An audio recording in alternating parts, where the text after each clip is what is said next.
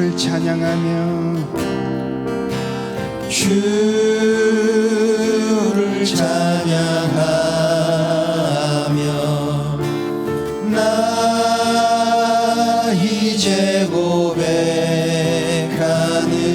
말 주를 사랑합니다. 나의 모든 것 되신 주님께 한 번 더 찬양 올려드립니다. 주를 찬양하며 주를 찬양하며 나 이제 고백하는 말 주를 사랑합니다. 나의 모든 것 되신 주님께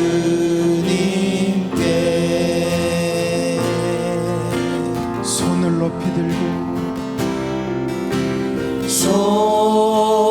손을 높이 들고 나 이제 고백하는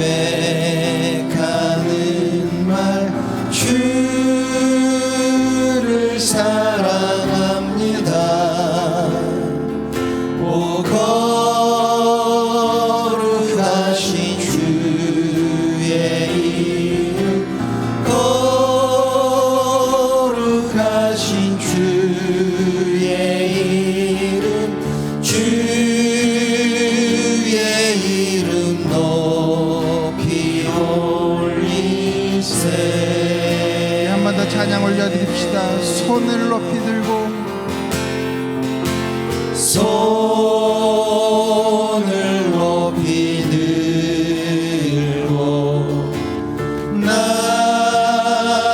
이제 고백 주를 사랑합니다. 말 주를 사랑합니다. 오 거룩하신 주의 이름 거룩하신 주의 이름 주의 이름 높이 올리세.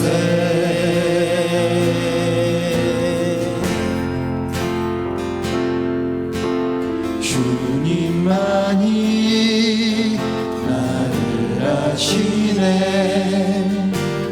내 모든 삶 주가 만지시네.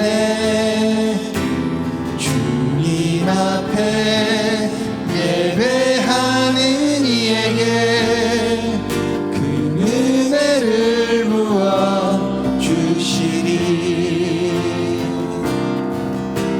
주님만이 온 땅의 소망 내 삶 속에 유일한 자랑이라. 주님 앞에 기도하는 이에게 그 은혜를 부어 주시리. 만왕의 왕 나를 기르신 목자요. 내 모든 삶 주가 다스리시니 주님 뜻을 따르길 원하네. 오 주 한 분만 바라네. 주님만이 나를 아시네. 내 모든 삶 주가 만지시네. 주님 앞에 예배하는 이에게 그 은혜를 부어 주시리. 다시 한번 찬양으로 나갑시다. 주님만이 주님만이 주님만이 나를 아시네. 내 모든 삶 주가 만지시네. 아멘. 주님 앞에 예배하는 이에게 그 은혜를 부어 주시리. 주님만이 온 땅의 소망, 내 삶 속에 유일한 자랑이라. 주님 앞에 기도하는 이에게 그 은혜를 부어 주시리.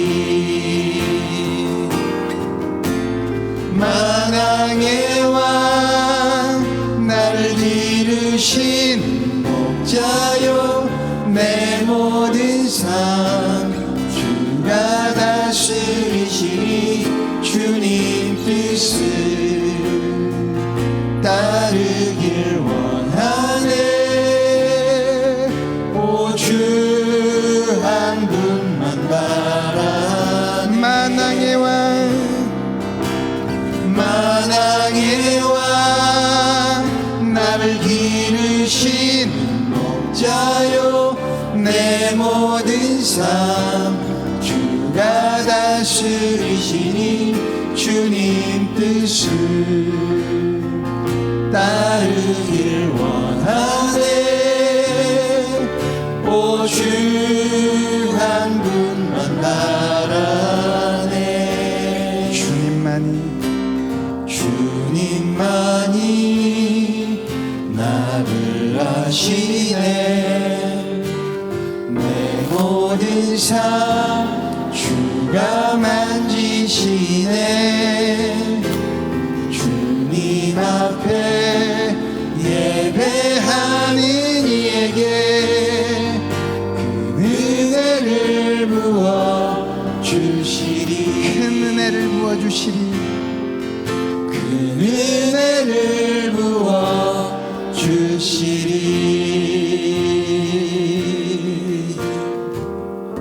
아멘.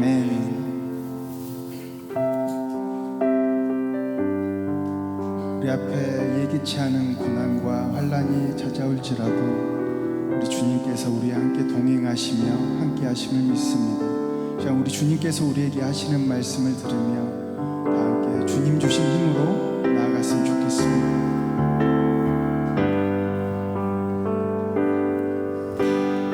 왜 슬퍼하느냐,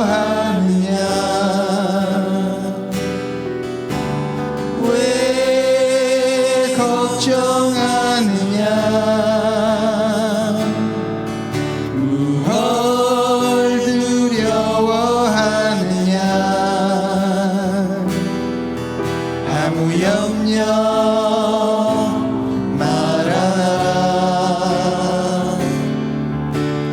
큰 어려움에도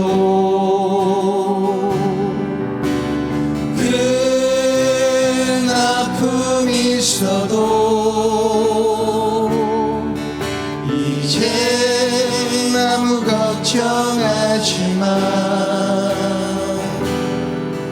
내가 널 붙들어 주리. 내가 너와 항상 함께 하리라. 내가 너를 지키리라. 실망치 말고 나를 보아라.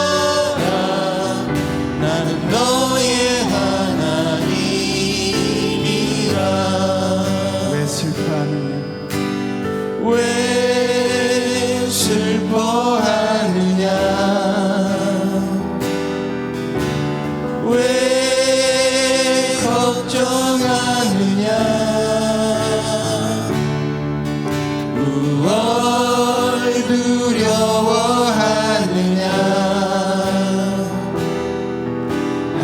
염려 말아라.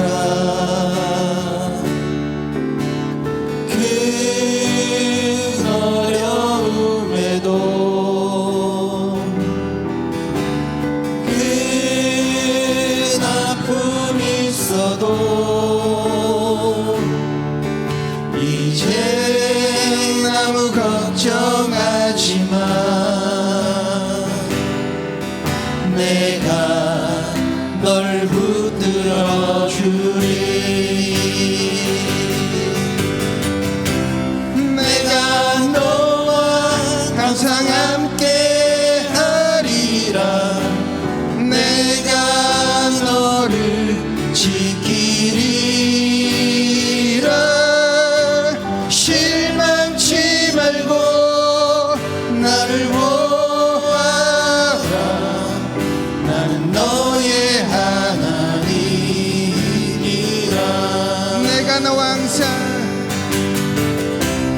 내가 너와 항상 함께 하리라. 내가 너를 지키리라. 실망치 말고 나를 보아라. 나는 너의 하나님이라. 주의 손이 붙드시네. 흔들리는 우리의 삶을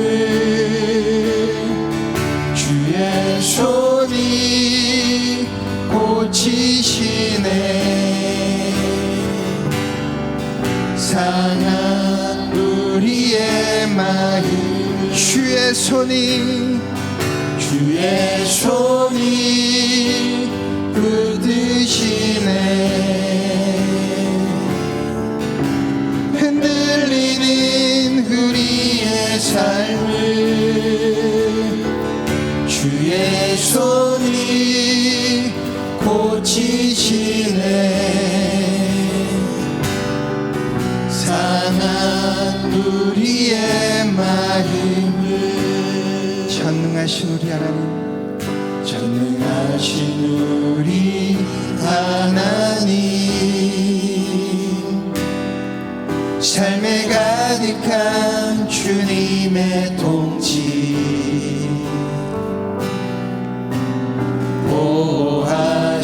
보호하시고 지켜주시네. 복 주시고 인도하시네.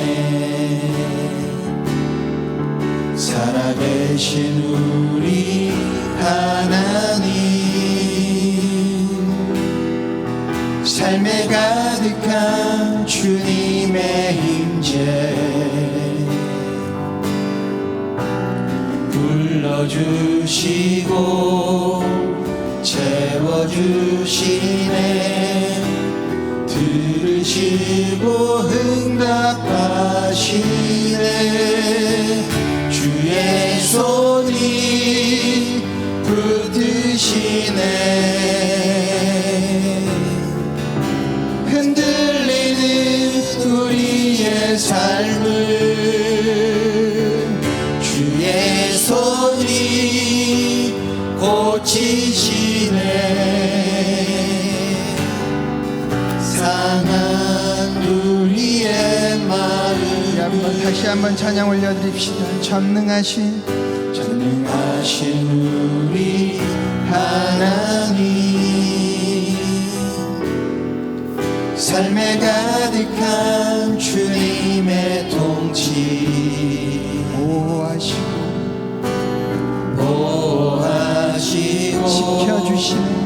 지켜주시네. 복 주시고 인도하시네.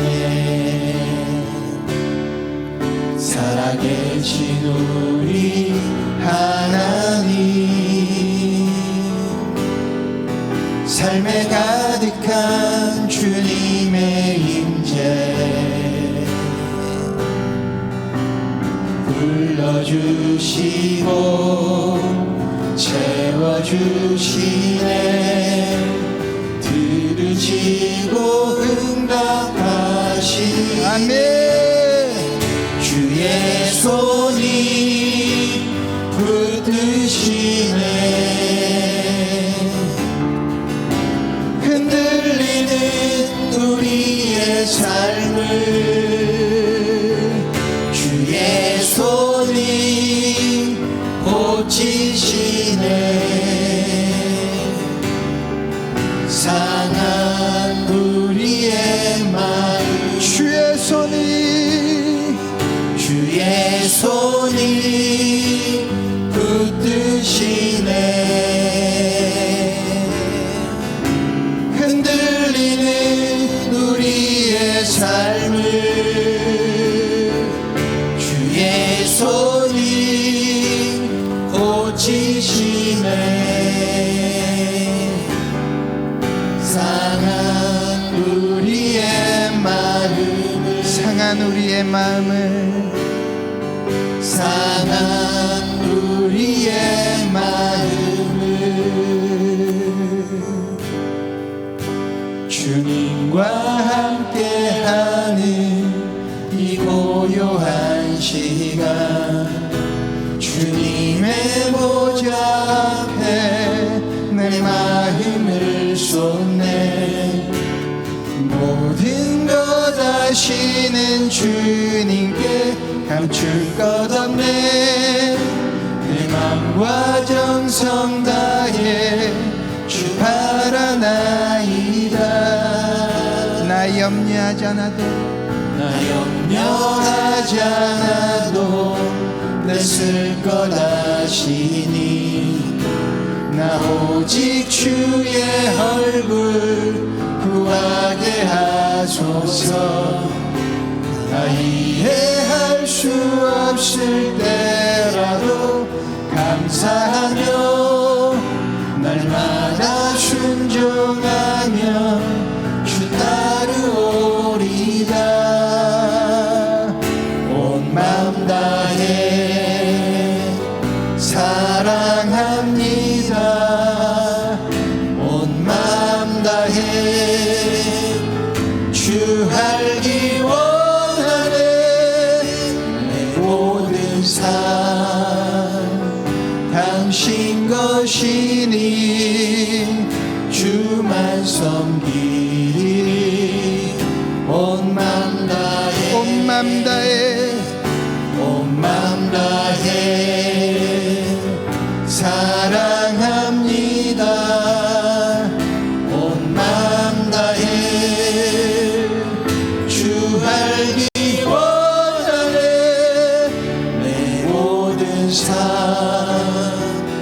당신 것이니 주만 섬기리. 온 마음 다해 내 모든 삶 당신 것이니 내 모든 삶 당신 것이니 주만 섬기리. 온 마음 다해. 아멘. 하나님 말씀 보겠습니다. 오늘 우리에게 주신 하나님 말씀은 에베소서 4장 13절부터 15절 말씀입니다. 에베소서 4장 13절부터 15절 말씀입니다. 제가 봉독하겠습니다.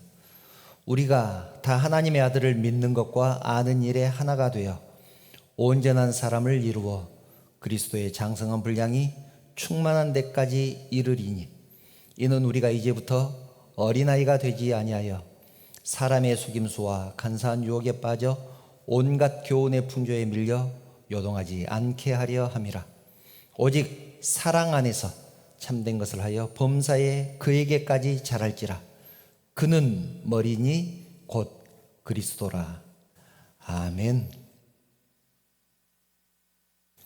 사람은 나이가 들어가면서 각 성장의 단계를 거칩니다. 그 중에서 특별한 이름을 붙이는 단계가 있는데 사춘기입니다. 누구나 사춘기를 보낸다는 얘기죠. 그런데 유별나게 이 사춘기가 되면 감정 기복이 심해지고 간섭받기를 싫어하고 반항심이 생깁니다. 부모에게 대들기도 합니다. 그러는 이유가 무엇일까요? 당연히 호르몬의 변화겠죠. 전문가들은 몸의 성장과 인격의 성숙의 불균형에서 오는 현상이다. 몸은 커졌는데 정신적으로나 인격이 아직 덜 자랐기 때문이다. 그렇게 말하기도 합니다. 뜬금없이 웬 사춘기 얘기냐? 요즘 한국교회 성도들을 보면 마치 사춘기를 지내고 있는 그런 아이들 같습니다. 교회를 오래 다녔으면 또 설교도 수없이 많이 들어서 알 만큼 알 텐데 신앙적으로 봤을 때 아직 성숙하지 못한 모습을 보이고 있기 때문에 그렇습니다. 그래서 교회 지도자들은 그런 신자들을 비위 맞추고 돌봐주기에 바쁩니다. 그러지 않으면 삐지기 때문에, 사춘기 아이들처럼 삐지기 때문에, 또 반항하기 때문에 그렇습니다. 주님은 우리에게 십자가 군병이라고 말씀하셨는데 오늘날의 교회의 모습은 군사를 길러내는 훈련소가 아니라 사춘기의 아이들로 가득 찬 중학교 2학년 교실 같아 보입니다. 예전에도 그 말씀을 한번 드렸었는데 우리나라에 복음이 들어온 지가 140년이 넘었습니다. 2024년이 140년이 됐던 해죠.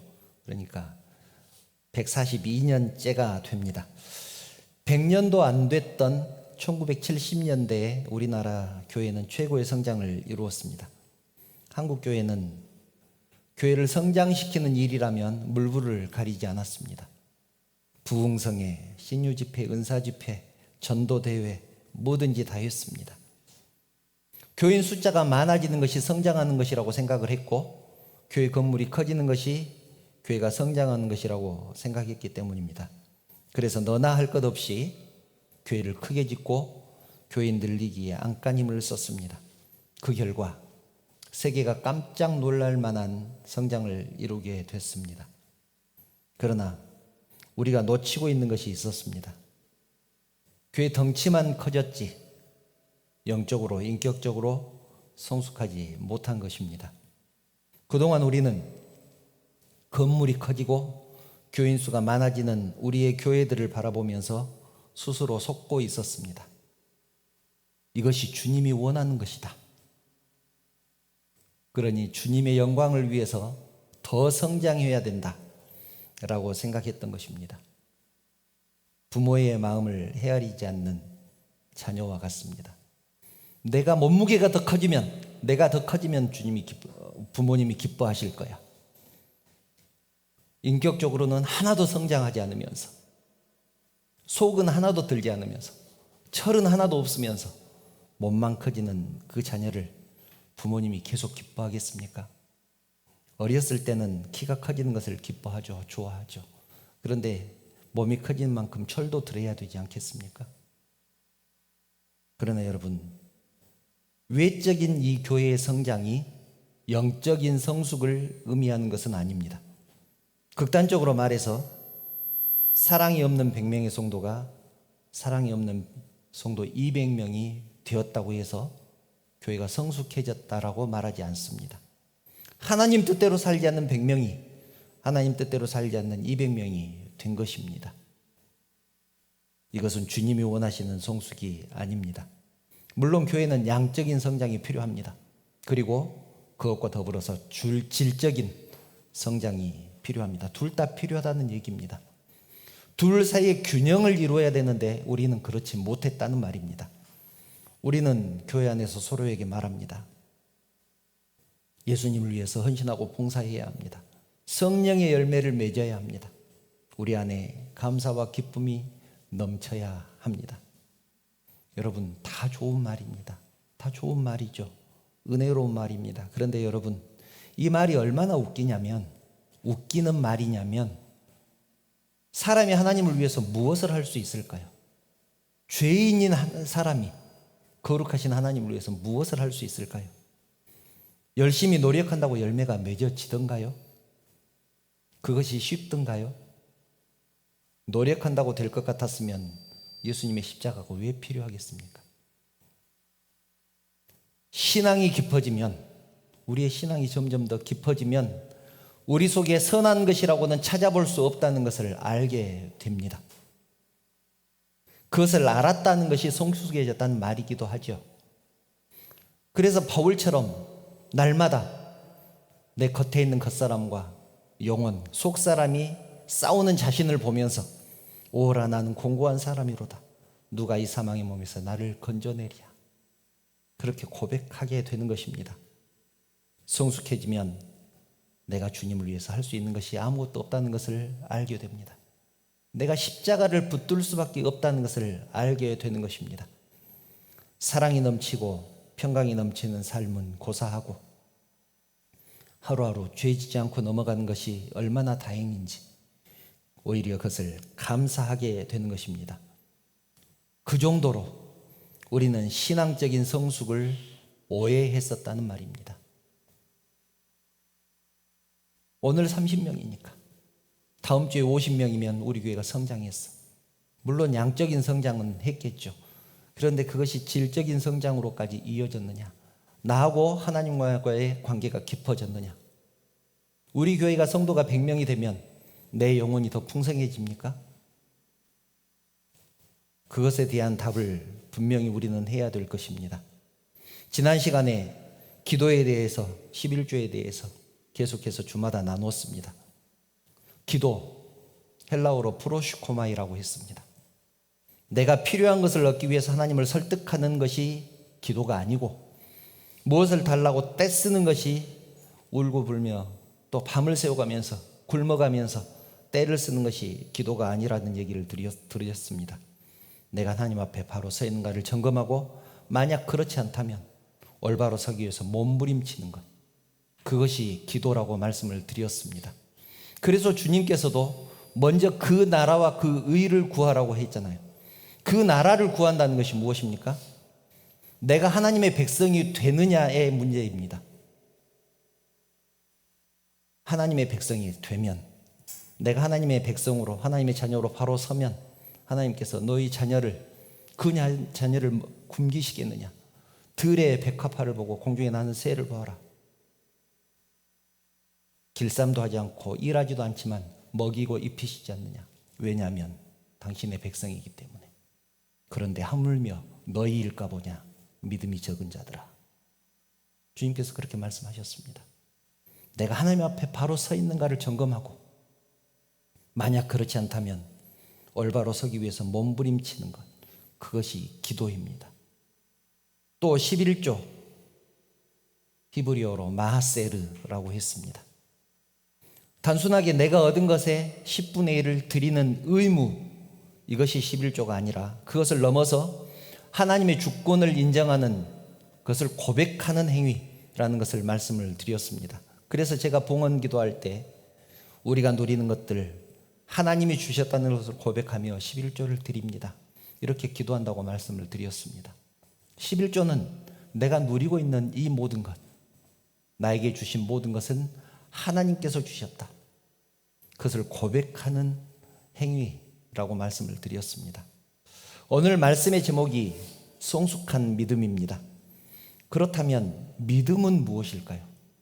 기도에 대해서 알았고 11조에 대해서 알았습니다. 믿음은 무엇일까요?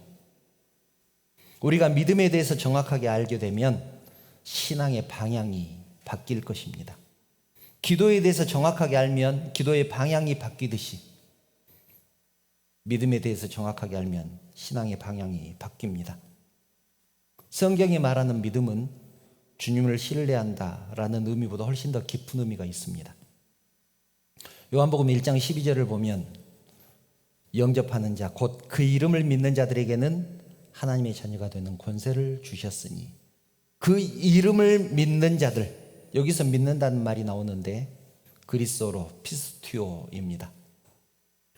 피스티오는 단순히 사실이라고 인정한다는 말이 아닙니다. 그분을 의지하고 그분께 인생을 맡긴다는 뜻입니다. 그분을 의지하고 그분께 내 인생을 맡긴다. 그것이 믿는다는 뜻입니다. 그러면 우리가 믿는다고 하면서 주님 믿습니다라고 고백하면서 내 인생을 맡겼는가를 점검해 보아야 된다는 얘기입니다. 그분을 어디까지 의지했는가? 어려움이 닥치면, 내 앞에 문제가 생기면 내 힘으로 99% 해놓고 안 되면 1%를 맡겼는지 점검해 보아야 합니다. 좀 더 구체적으로 예수님이 하나님의 아들이심을 인정하고 그분의 권위 아래 나를 맡기며 살아가는 것.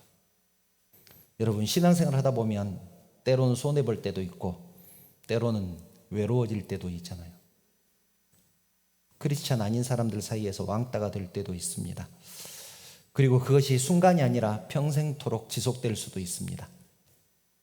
그렇기 때문에 이 믿음은 짧게는 하루하루의 삶, 순간순간의 삶과 길게는 인생을 걸어야 하는 결단입니다. 짧게는 하루하루의 삶, 길게는 인생 전체를 걸어야 하는 결단입니다. 예수님을 알고 예수님을 믿는 것에서 그치는 것은 살아있는 신앙이 아닙니다. 귀신들도 예수님을 알고 예수님을 믿는다고 말씀했습니다. 야고보서 2장 19절이죠. 네가 하나님은 한 분이신 줄을 믿느냐? 잘하는도다. 귀신들도 믿고 떠느니라.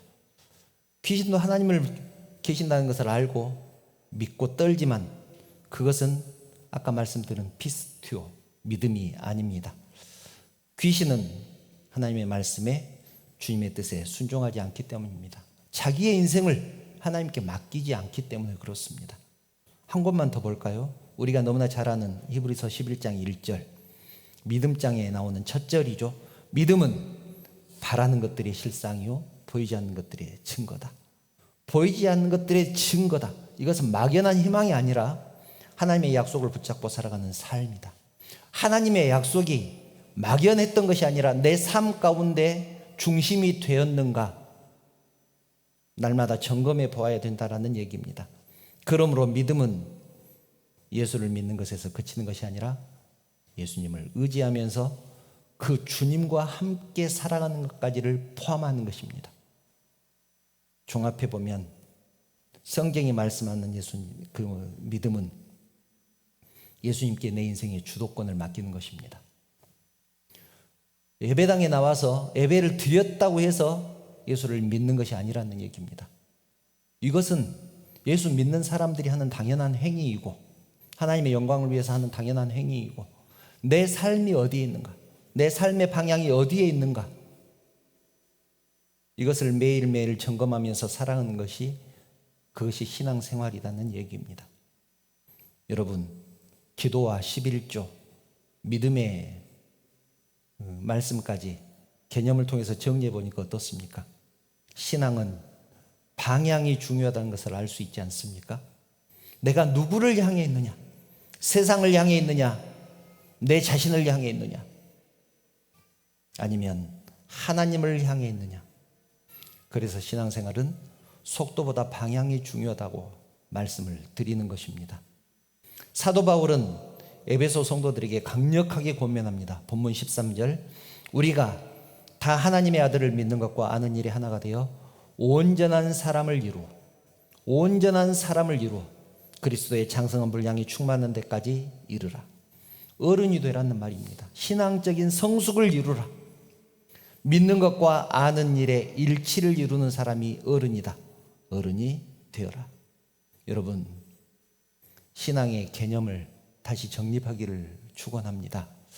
바꿔야 할 신앙의 모습, 첫째, 기복적인 신앙입니다. 우리는 스스로가 기복이 아니라고 생각을 하는데 수없이 많은 기복적인 신앙이 있습니다. 우리 신앙 스타일은 지금까지 이랬습니다. 좀 극단적일 수 있는데 제가 예를 하나 들어볼까요? 요즘 월드컵이 한창 진행되고 있습니다. 아마 16강이 다 끝난 것 같은데요. 제가 여러분을 중심으로 축구팀을 만듭니다. 여러분들에게 운동복도 사주고 축구화도 사주고 최고의 감독 홍명보를 다시 모셔올까요? 모셔다가 열심히 훈련시키면서 저는 여러분만 믿습니다. 여러분을 위해서 기도하겠습니다. 금메달을 따주세요. 그런다면 어떻게 되겠습니까? 또 온 성도들에게 우승하게 해달라고 철회하기도 하고 금식기도 하고 그런다면 어떻게 되겠습니까? 가능하다 불가능하다를 떠나서 방향이 잘못됐다는 것을 알 수 있지 않습니까? 물론 하나님은 전능하시니까 하나님이 원하시면 우리 팀을 데리고도 우승할 수 있을 것입니다. 그런데 여러분, 우리 교회 축구팀이 월드컵 우승하는 것이 하나님 뜻은 아니잖아요. 하나님께 영광이 되는 것은 더더욱 아닙니다. 그런데 우리는 지금까지 그렇게 신앙생활을 해왔다는 말입니다. 하나님의 뜻을 이루기 위해서 기도하는 것이 아니라 나의 목적을 이루기 위해서, 내가 세운 목표를 이루게 해달라고 하나님께 매달리고 하나님께 설득하고 하나님을 설득하고 하나님을 조르는 그런 신앙생활을 해왔습니다. 지금도 그런 교회, 그런 성도가 얼마나 많은지 모릅니다. 여러분, 방향이 중요합니다. 바꿔야 할 신앙의 모습 두 번째는 생명에 중점을 두는 신앙생활을 해야 합니다. 생명에 중점을 두지 않으면 성숙해질 수 없습니다. 이건 여러분 굉장히 중요한데요.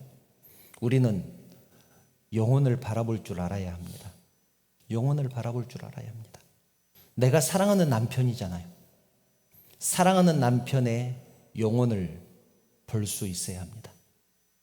이 영혼이 무엇을 원하는지, 지금 무엇을 위해서 기도하고 있는지 바라볼 수 있어야 합니다. 내 자녀의 영혼을 볼 수 있어야 합니다. 그냥 내 자녀니까 사랑하는 게 아니라 그 자녀의 영혼을 바라볼 수 있어야 합니다. 그리고 옆에 있는 성도의 영혼을 봐야 합니다. 하나님께서 불쌍히 여기셨던 그 영혼, 자신을 던지실 만큼 사랑하셨던 그 영혼, 우리는 생명에 중점을 둬야 합니다. 그러지 않으면 교회가 봉사단체보다 나은 것이 무엇이겠습니까? 그래서 저번에 말씀드렸습니다마는 저는 원어를 해석해가면서 하는 설교 그렇게 좋아하지 않습니다. 그런데 연속해서 3주 동안 제가 지금 원어를 해석하면서 설교를 하고 있습니다. 좋아하지 않는 이유, 개념을 아는 것이 다가 아니기 때문입니다. 왜 그런지 예를 들어서 설명을 드리면, 제가 설교를 구성할 때 이렇게 합니다. 기쁨에 관해서 설교해야 되겠다, 그렇게 마음먹었으면 주석에서 기쁨에 관한 내용을 찾습니다. 그리고 관련 성경 구절을 열심히 찾습니다. 기쁨의 의미도 찾고 원어의 의미도 풀이하고 전하고 싶은 내용을 정리하면서 열심히 설교 준비를 할 것입니다. 열심히 준비했으니까 나름대로 설교를 잘 하겠죠. 예배가 끝나면 여러분들은 어떨까요? 아, 기쁨은 이런 의미가 있구나. 기쁘게 살아야 되겠다. 성경의 위인들은 이렇게 기쁨의 생활을 했구나. 알게 될 것입니다. 그런데 문제가 있습니다. 기쁨에 대해서 모르는 게 없는데 실제로 기쁨의 삶을 살지 못한다면 제가 한 설교가 무슨 의미가 있겠느냐는 것입니다. 나는 주님이 주신 기쁨을 누리고 있는가? 내 옆에 있는 이 사람에게는 기쁨이 있는가? 살필 수 있어야 한단 말입니다. 드라마에 유명한 대사가 있죠. 네가 아프냐? 나도 아프다. 이제는 그 고백이 바뀌어야 됩니다. 내가 이 정도로 아픈데 너는 얼마나 아플까? 내가 이 정도인데 너는 얼마나 아플까? 내가 이만큼 힘든데 너는 얼마나 힘들까? 영혼을 바라보게 되면 긍휼히 여기는 마음이 생기게 될 것입니다. 지금 우리에게 필요한 것은 개념이 아니라 생명 되시는 예수님입니다. 그래서 여러분은 예수님 한 분으로 부족하신가요? 라는 질문에 대답할 수 있어야 됩니다. 제가 지난주에 질문 드렸잖아요. 여러분은 성경 한 권으로 부족하십니까? 하나님 말씀으로는 부족하신가요? 예수님 한 분으로는 부족하십니까? 그 질문에 대답할 수 있어야 합니다. 우리는 성경도 많이 읽고 성경에 대해서, 신앙에 대해서 그렇게 많이 알고 있으면서도 바람이 불고 창수가 나면 즉 고난이 닥치면 모래 위에 지은 집처럼 무너져 내리는 이유가 무엇일까요? 아는 데서 그치기 때문입니다. 아는 데서 그치기 때문에 훈련이 되지 않습니다. 100m를 뛰는 방법만 알았지 뛰어본 적이 없으니까 30m만 뛰어도 숨이 차는 것입니다. 그래서 야고보 사도는 행함이 없는 믿음은 죽은 것이라고 말씀한 것입니다. 만약 우리의 신앙이, 우리의 삶이 어제보다 오늘 조금이라도 더 사랑한다면 그것은 우리가 그만큼 더 성숙했다는 뜻입니다. 어제보다 오늘 조금이라도 더 겸손하다면 그만큼 성숙했다는 뜻입니다. 내가 아는 것을 행할 수 있을 때 비로소 우리는 성숙해진 것입니다. 우리의 모습을 돌아보면 우리는 얼마나 주님 보시기 죄송한지 모릅니다. 모든 종교에는 창시자가 있잖아요. 석가도 있고 공자도 있고 마호메트도 있습니다. 그런데 그들은 다 죽었습니다. 다 죽었죠. 그런데 예수 그리스도는 살아계십니다. 아멘. 예수 그리스도는 살아계십니다. 그런데 우리의 모습을 보면, 왜 죄송하다고 말씀을 드리냐면 우리의 모습을 보면 예수님도 죽어버린 것 같습니다. 우리가 예수님을 이미 죽어버린 다른 종교의 창시자와 같은 수준으로 만들어버렸습니다. 그보다 더 못하게 대우하고 있습니다. 우리는 불교 신자들이 예수님과 석가모니가 같다고 하면 되게 기분 나빠합니다. 당연히 기분 나쁘죠. 죽은 석가모니하고 살아계신 예수님이 어떻게 같겠습니까? 그런데 불교 신자들이 그렇게 말을 한다는 얘기입니다. 하지만 그들이 그렇게 말하는 것을 우리가 욕할 수 없는 것이, 우리가 예수님을 대하는 것이 저들이 석가모니를 대하는 것보다 결코 더 낫지 않기 때문에 그렇습니다. 입으로는 살아계신 하나님이라고 하면서 예수님을 전혀 의식하지 않고 살고 있지 않습니까? 예수님은 교회의 머리가 되신다고 분명히 고백하면서도 몸인 우리는 몸이라고 말씀하셨잖아요. 너희는 그리스도의 몸이다. 교회의 몸이다. 예수님은 교회의 머리가 되신다.